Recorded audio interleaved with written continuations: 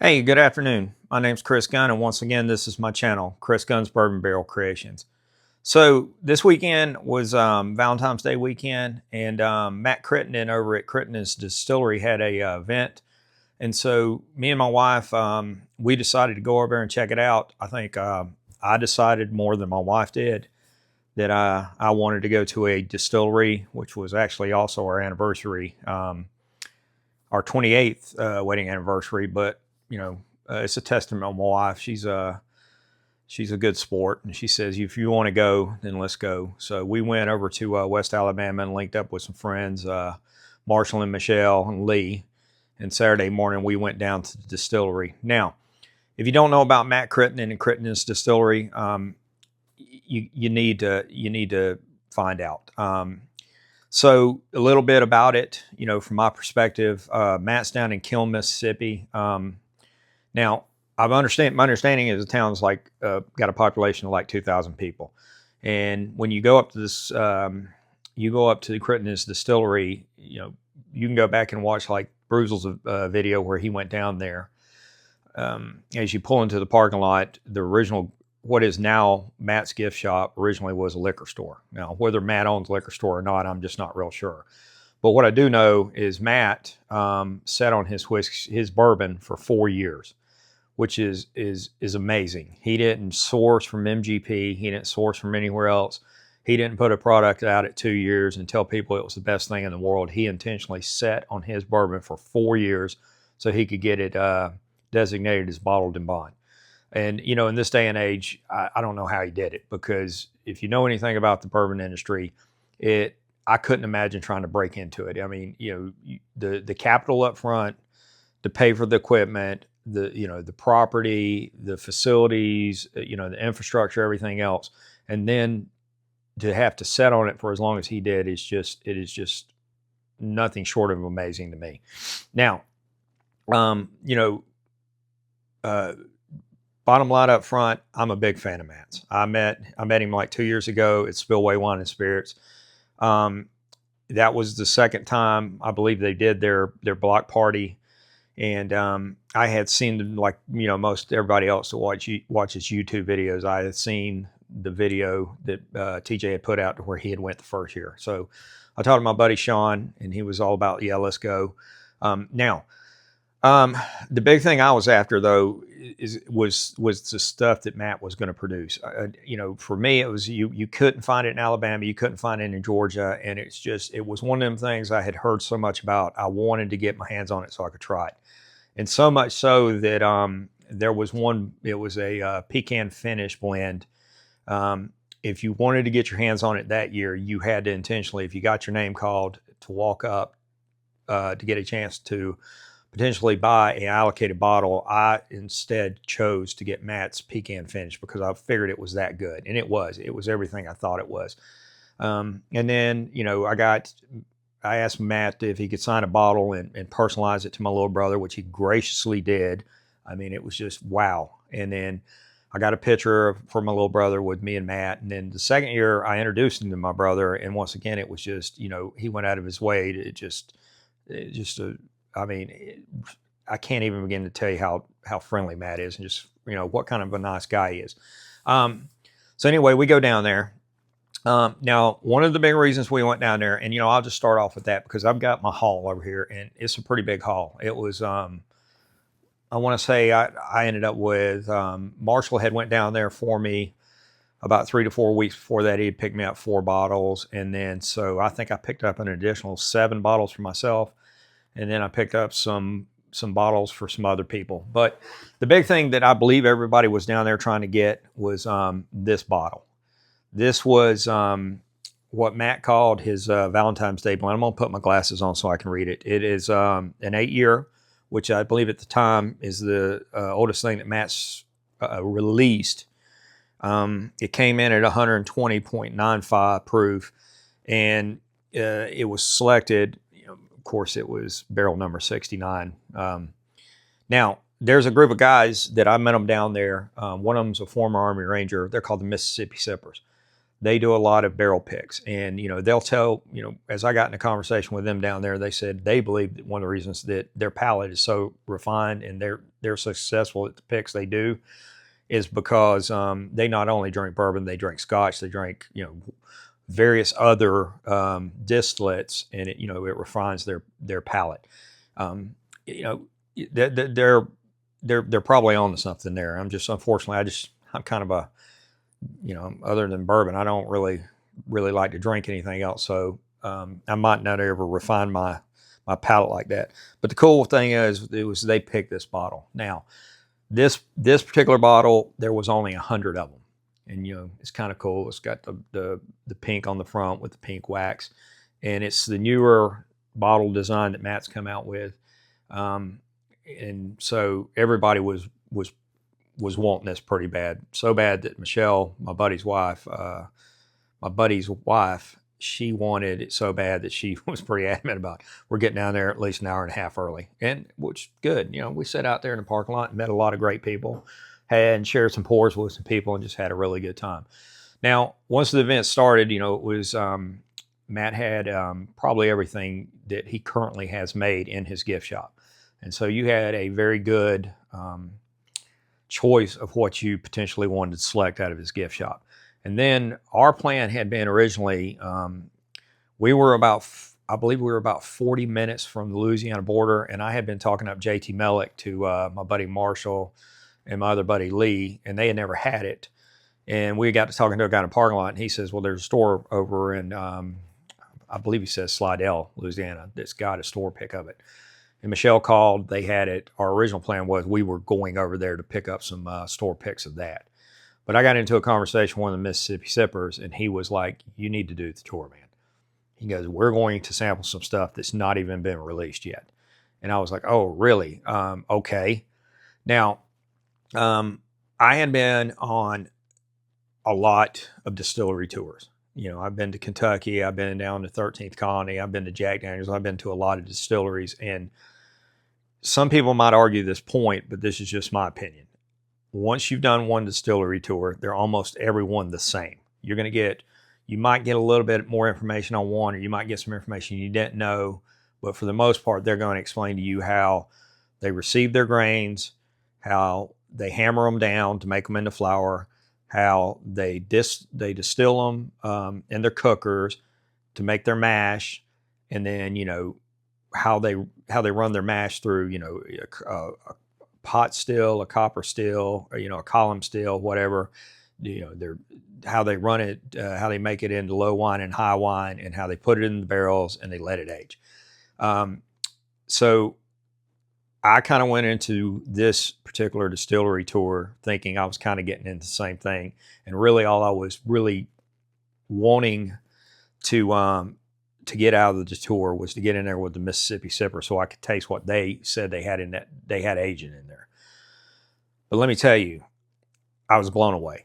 My opinion was changed real quick. Matt Crittendon has the ability to tell stories like no other. And I had to pull a little bit of a thread with Matt to get him, I think, to go down the kind of the rabbit hole I was kind of wanting to hear. And it was essentially, after he explained how he made his distillate, he says, "Is there any questions?" And I shot my hand up and I said, "Matt, I want to know what got you in particular into bourbon." And so Matt goes down he goes into this history lesson about the area that he lived in, which I was like, wow, okay, did not know all that. And then he even got into a conversation about how trees are grown and how certain regions of the United States are better suited to grow the trees you need to make the barrels. And I was like, okay, I didn't know that one either. And then he threw the icing on the cake, which was one of the reasons we ship barrels over to Scotland and Ireland and some other places overseas is how they almost deforested every bit of their forest in Europe at some period. And I was like, okay, now that's pretty cool. So anyway, Matt takes us into his first warehouse, and when we go in there, he starts talking about how he just makes his standard bourbons and his mash bills and his aging techniques and how he stores them in the rick house. And all of a sudden, I start hearing that something. It's this loud sound, and the whole building starts vibrating. Now, my first thought was my PTSD is about to kick in. I'm about to have a flashback that we're taking a rocket attack in Afghanistan, and I'm going to dive for cover and embarrass myself in front of everybody. But Matt just kind of starts laughing, and he goes, "There's my secret sauce." And he goes, "That is NASA testing rockets. They're close to where we're at right now, where they test their rockets, and that's when their rockets going up." And I was like, "Oh, now that's cool. That's really cool." So anyway, we go through the first of his warehouses, and then we go in the second one, and he turns us over to the Mississippi Sippers. Let me see how I want to put this. I put this in words. It's not really how I want to put it. It's just if I can and chain the words together of what I want to say here. Their pallets are so refined, they are hitting some bangers. They're knocking them out of the stadium. They're making some home run swings and they're connecting. The first thing they let us try was a espresso finished bourbon. And they put this in a barrel that they had stored. They had taken, I believe they took the bourbon out and put some espresso in it, took the espresso back out and put the bourbon back in it. Might be wrong about that one, but it was an espresso finish. And they were asking our opinion on whether we believe they needed to age it more or just go on and take it out of the barrel and put it in the vat or these containers to stop the aging process so they could get it bottled. And I think we all unanimously, everybody in the crowd said that it's where it needs to be. But they also let us try like a white chocolate blueberry rye, I believe, or just a white chocolate rye. It was one or the other, but that was really good. And then at some point they mixed them together and then kind of give us, kind of the process of how they do the blending. Well, what do you think? We did a 50-50 blend here. Do you think the 50-50 blend of the white chocolate, whatever, with the espresso was it? And, we were all kind of like, no, not really. I kind of felt in my heart it probably should have been more like a 70-30, but it was kind of cool that they kind of took you in this immersion tour of where they do this. And so if you haven't met these guys, they'll be at Spillway this year. And I know they're going to do some picks for Spillway event. I can't advise enough to at least get a couple of their bottles and try them out. So with all that said, as we were walking back to get ready to leave, Matt was coming back with some people, and I just stopped him real quick and I talked to him. And my comments to Matt were, "Matt, I believe one thing: you're a mad scientist. I think your ability to make bourbon is second to none. Keep doing what you're doing. And secondly, your collaboration you do with the Mississippi Sippers and them blending, helping you blend." You've captured lightning in a bottle. And so all in all, I had a really good day. And if you ever get a chance to go down to Crittendon's Distillery, then I highly advise it. So anyway, what all did I get? I already showed you the first bottle, but the second bottle I got, and a lot of these bottles I had tried over at my buddy Marshall's house the night before because he had most of these open. And, I had a good idea of what I wanted to get into. The other thing too is when you start the tour, he takes you out of the gift shop into the other portion of his distillery, and there's like a bar in there, and he was priming people with pours in there, letting everybody have a pour. So he had a lot of his stuff on his bar for people to try, and that's where I first engaged Matt and got a picture with him. And I said, "Matt, what's your go-to pour?" And he said it was his 7-year rye, which we had a pour that with him, which was exceptional. And my buddy Marshall had a little sad look on his face because he didn't pick it up his first trip down there, and he had told me he was going to get it when we went down there Saturday, and unfortunately they'd already sold out on him. So this bottle in particular, this is called the Harvester Series, or the Harvest Batch. It's a 6-year bourbon. It comes in at 116.94 proof, and this is an experimental recipe that Matt did. It's got twice the amount of rye he normally puts in stuff. Now, a couple things. One, I love tater stickers, and I'm a sucker for anything that's got a John Deere tractor on it. And you can't really see it too much. I don't know if my camera's picking up, but there's a John Deere tractor right there, and there's a combine right there.